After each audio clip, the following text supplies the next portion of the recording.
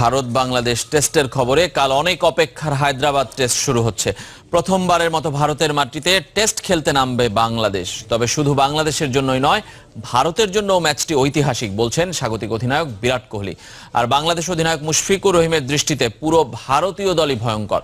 লড়াই করতে হলে ব্যাটসম্যানদেরকেই রান করতে হবে বলেন রাজীব গান্ধী। 10টায় সকালে ভারত দল অমিত মিশ্র দলের সঙ্গে যোগ দিয়েছেন। সংবাদ সম্মেলনে অধিনায়ক বিরাট কোহলি জানিয়েছেন, বেশি টেস্ট খেলার সুযোগ পেলে এই ফরম্যাটে আরো উন্নতি করবে বাংলাদেশ। দুপুরে অনুশীলন করছে টাইগাররা। দুই পেসার নিয়ে একাদশ সাজানোর পরিকল্পনা করতে পারে টিম ম্যানেজমেন্ট। সেক্ষেত্রে অষ্টম ব্যাটসম্যান হিসেবে মোসাদ্দেককে দেখা যেতে পারে অভিষিক্ত ক্রিকেটার হিসেবে। এদিকে কোনো নির্দিষ্ট ক্রিকেটার নয়, পুরো ভারত দলকে ভয়ঙ্কর বলছেন মুশফিকুর রহিম। স্পিনার অশ্বিনকে সাবধানে খেলতে ব্যাটসম্যানদের প্রতি বাড়তি দায়িত্বশীলতার প্রত্যাশা তার।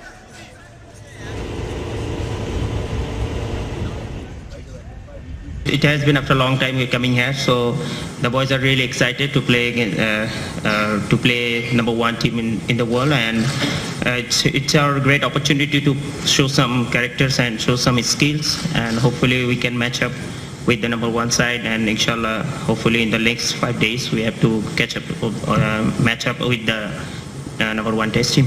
Yeah, it is a historic moment for both the teams and the country. এই টেস্টটি দুদেশের জন্যই ঐতিহাসিক। আমরা আশা করব এখন থেকে নিয়মিতই তারা ভারত সফর করবে। বাংলাদেশে অনেক প্রতিভাবান ক্রিকেটার আছে। আরো বেশি টেস্ট ম্যাচ খেললে ওয়ানডে ক্রিকেটের মতোই শক্তিশালী দলে পরিণত হবে।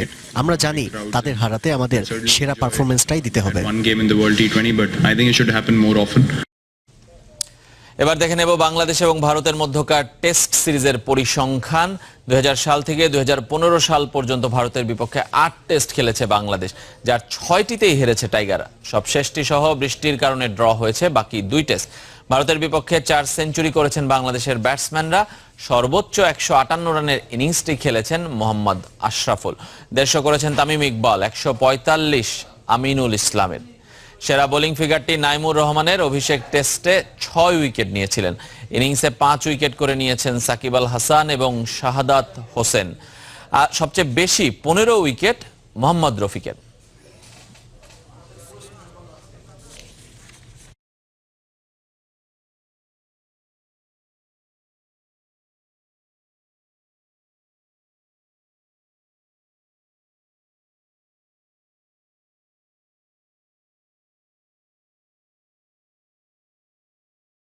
থেকে শুরু হচ্ছে ভারত বাংলাদেশ হায়দ্রাবাদ টেস্ট। হায়দ্রাবাদের রাজীব গান্ধী স্টেডিয়াম থেকে এই মুহূর্তে আমাদের সঙ্গে যোগ দিচ্ছেন সহকর্মী ইভান ইকরাম।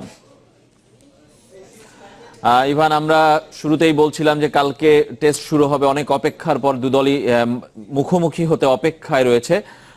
এই টেস্টকে ঘিরে আসলে দুদলের মাঠের পারফরমেন্স কিংবা প্রত্যাশার বাইরে অন্যান্য জিনিসগুলো আলোচনায় এসেছে, সেগুলো সম্পর্কে যদি আমাদের একটু বলেন। দুই অধিনায়ক কি বললেন?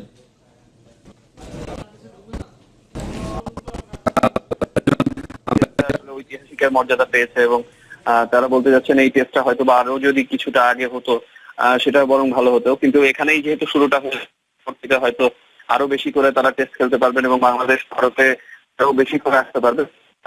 বাংলাদেশ অধিনায়ক মুশফিকুর রহিম যেটা বলছিলেন যে আসলে সবসময় বলা হয়ে থাকে যে বাংলাদেশ দল কে পারফর্ম করে তারপরে এই ধরনের দেশগুলোতে ভারত, ইংল্যান্ড, অস্ট্রেলিয়ার মতো যারা টেস্টে উপরের সারির দল তাদের সাথে খেলার জন্য আগে প্রমাণ করতে হবে, কিন্তু সেই সুযোগটা কিন্তু দেওয়া হয় না যে বাংলাদেশ দল আসলেই উন্নতি করছে কিনা এবং আসলে কোন অবস্থায় রয়েছে বাংলাদেশ দলের বর্তমান ক্রিকেট। সেই সুযোগটা যখন এবার এসেছে সেটি ভালো মতো কাজে লাগাতে চান তারা। আপনাদেরকে ছোট্ট করে একটু যদি দেখাতে চাই, আমি জানি না আপনারা দেখতে পাচ্ছেন না, ঠিক রাজীব গান্ধী স্টেডিয়ামের সেন্টার উইকেটের পাশে ফিল্ডিং অনুশীলন করাচ্ছেন জাতীয় দলের সহকারী কোচ রিচার্ড হ্যালসল এবং ঠিক তার একটু সামনেই ছোটখাটো একটা টিম মিটিং এর মতো জটলা চলছে দলের সিনিয়র ক্রিকেটারদের সাথে। দলের বোলিং কোচ রয়েছেন সেখানে এবং আরো একটা বিষয় জিজ্ঞেস করছিলেন যে আসলে দুই দলের অধিনায়ক কি বলেছেন বিরাট কোহলিকে। আমি যেটা দেখলাম, আমরা শুনলাম আপাত দৃষ্টিতে যে ধরনের চরিত্র মানুষ বলে বিরাট কোহলিকে আসলে সবসময় আমরা আমাদের সামনে হয়ে থাকেন, সেই বিষয়টি থেকে অনেকটা বেরিয়ে এসে বাংলাদেশ দলকে বেশ প্রশংসাই করলেন এবং বাংলাদেশ দলের শেষ নিউজিল্যান্ড সিরিজ এবং ইংল্যান্ড সিরিজটা বারবার ঘুরে ফিরে আসছিল তার কথায় যে বাংলাদেশ দল আসলে দেখিয়েছে যে তারা তাদের সামর্থ্য থেকে তারা তাদের সামর্থ্যটা কি এবং তারা কত দূর পর্যন্ত টেস্টে নিজেদেরকে প্রমাণ করতে পারে। শুধুমাত্র ফলাফলটাই যে আসেনি এবং সে কারণেই শুধুমাত্র বাংলাদেশ দলকে নিয়ে তারা বিশেষভাবে ভাবছেন এমনটা নয় যে অন্যান্য সব দলের ক্ষেত্রেই তাদের পরিকল্পনা এমন থাকে, সেটা নয়। বাংলাদেশ দল তাদের যোগ্যতা দিয়েই সময় আদায় করে নিচ্ছে এবং এই টেস্টেও নিশ্চয়ই তারা ভালো করবেন এবং প্রমাণ করবেন এবং বাংলাদেশ দলের অনেক কিছু করে দেখানোর সুযোগ রয়েছে। এটা বিরাট কোহলিও বিশ্বাস করেন, আমরা নিজেরাও বিশ্বাস করি যে একটা উপভোগ্য টেস্ট হতে চলেছে, ঐতিহাসিক টেস্ট। 17 বছরের অপেক্ষার অবসান হয়েছে। বাংলাদেশ দল 10টি টেস্ট, সবগুলো টেস্ট খেলুড়ে দেশে গিয়ে টেস্ট খেলে আসছে, সেটার একটি বৃত্ত পূরণ হচ্ছে। তো নিশ্চয়ই এই যে বৃত্ত পূরণের মুহূর্তটি, সেটিকে স্মরণীয় করে রাখার সর্বোচ্চ চেষ্টাই করবে বাংলাদেশ দল। আমরা সে প্রত্যাশায় আছি। রেজওয়ান, ধন্যবাদ আপনাকে ইভান আমাদের সঙ্গে যোগ দেওয়ার জন্য। আমরাও আশা করছি যে একটা প্রতিদ্বন্দ্বিতামূলক টেস্ট হবে এবং এই ঐতিহাসিক টেস্টটাকে স্মরণীয় করে রাখবে বাংলাদেশ দল। প্রথমবারের মতো ভারত সফরে গিয়েছে টেস্ট খেলতে। হায়দ্রাবাদে বসে যখন মুশফিকুর রহিম এমন প্রত্যাশার কথা জানিয়েছেন, তখন ঢাকায় বসে প্রধান নির্বাচক মিনহাজুল আবেদিন বলেছেন টেস্টে ইতিবাচক ক্রিকেট খেলবে বাংলাদেশ। প্রস্তুতি ম্যাচের সাথে আপনার টেস্ট ক্রিকেটটাকে মিলালে হবে না। তো আমাদের প্লেয়াররাও ভালো প্র্যাকটিস করেছে, ওখানে আমাদের বোলাররাও পরীক্ষিত হয়েছে এবং ব্যাটসম্যানরাও অনেক ভালো ব্যাটিং করেছে। তো সেই সময় আমাদের টেস্টে এই এক্সপিরিয়েন্সটা যথেষ্ট কাজে লাগে। এদিকে দীর্ঘ 17 বছর অপেক্ষার পর ভারতের মাটিতে টেস্ট খেলতে চলেছে বাংলাদেশ। যেমনটা জানাচ্ছিলাম, দীর্ঘসূত্রিতাকে ক্রিকেটীয় রাজনীতি এবং দুদেশের কূটনীতির ফল হিসেবে দেখছেন ভারতীয় সাংবাদিকরা।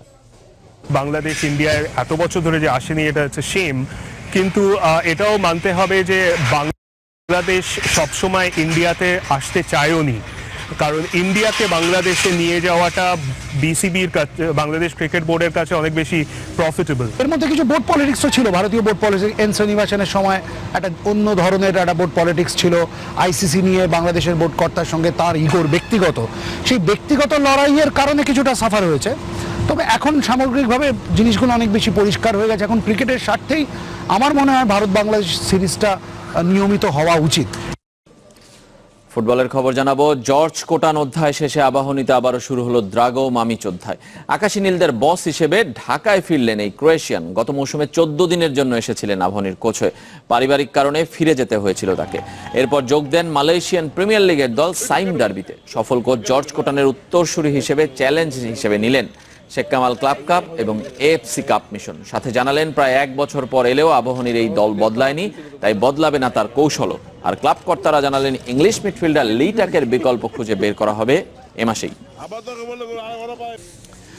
উঠতি তারকাদের আন্তর্জাতিক টুর্নামেন্ট ইমার্জিং কাপকে ঘিরে দারুণ আশাবাদী বিসিবি। বয়সভিত্তিক পর্যায়ে ক্রিকেটারদের জন্য আদর্শ কম্পিটিশন আয়োজনে ব্যর্থতার কারণে টুর্নামেন্টটিকে নিয়ে উদ্গ্রীব game development committee. HP manager Nazmul আবেদিনের প্রত্যাশা এই আসর নিয়মিত হবে।